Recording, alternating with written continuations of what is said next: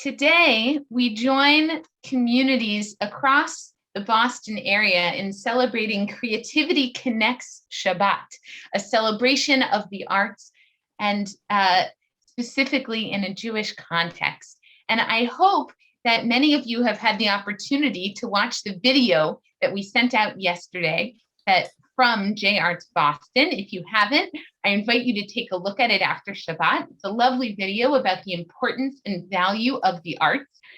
And today we are going to be celebrating Creativity Connects Shabbat through music. For the past year and a half or so, we've had a group that has been meeting every week on Fridays to sing. And when we've been singing all sorts of melodies and really trying to just lean into them to let the melody help us be present in the moment. And today, members of the group that have been meeting each week are going to be sharing some of that music with you. So we're so grateful to have Sandy Goldstein leading us in Psuke. She's going to be leading with some songs. And we have some folks who have been singing along with Nigun Saloon sitting in the front row who are going to be singing along. And by way of introduction to how we might experience this moment, I'd like to share a few words from this book, The Torah of Music, by Joey Weissenberg, who actually wrote the third song that we'll be singing this morning, the Nishmat Kol Chai melody. We've been singing a lot of his tunes that he wrote over the course of the time we've been singing in Nigun Saloon. And I'd like to read a selection from his book. He says, while singing beautifully and perfectly in tune is good, it's not the only way to sing. The full spiritual spectrum includes both the in tune and the out of tune. To sing, even when out of tune, is a deeply vulnerable and risky process that helps us open up to a full spiritual experience. A simple, humble, untrained voice can carry a meaning and beauty that no training can earn. The following Hasidic mashal analogy describes the phenomenon of a nightingale whose song pleases a king more than a trained orchestra. Here it is.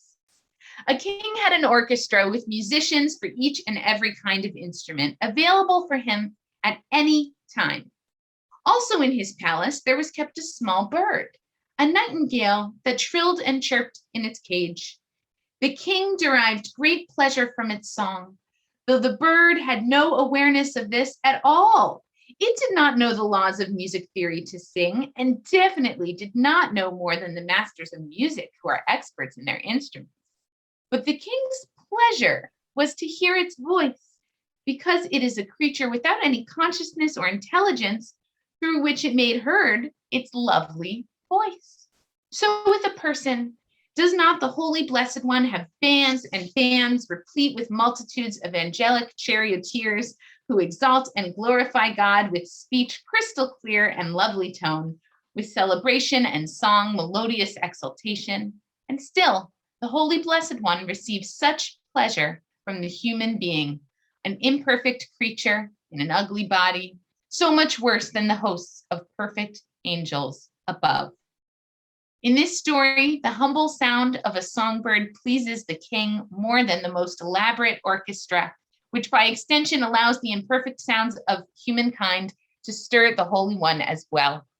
The normal singers and daveners in the congregation, who don't seem to have such great voices, can often sing the most stirring prayers if we can just learn to hear them. Modesty, it seems, makes the music. And so I invite all of you to join in whatever way you feel so moved during this service, to whether it's to sing along with the words or without the words, whether it's to clap, even to dance. We invite you to be present in the moment. We'll turn to page 120, Psalm 30. מזמור שיר חנוכת הבית לדוד. אשר